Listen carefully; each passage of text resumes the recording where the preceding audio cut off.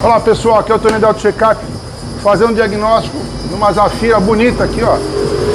As quatro rodas ao mesmo tempo, a gente está com o vibrator na parte traseira.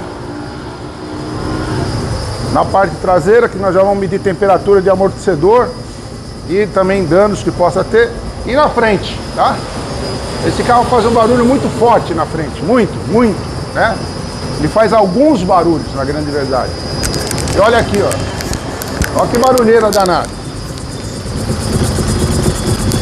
Ó. Uma barulheira. Tá? Todo mundo pensa que é amortecedor, vai trocar amortecedor. Bom, aqui o problema é barra estabilizadora, bieleta, principal barulho. É esse aí. E depois, tem realmente folga nos braços axiais e terminal de direção. E os coxinhos estão arriados de motor e câmbio. Então nós vamos fazer o quê? Essa substituição dessas peças nesse carro e andar novamente. Então andar antes, fazer o diagnóstico, efetuar o conserto, andar depois, se persistir algum tipo de barulho, colocar na máquina de novo e fazer um outro diagnóstico. Mas aqui, ó, barulhenta, vai resolver o problema. Diagnóstico aqui, ó, barulheira danada, ó.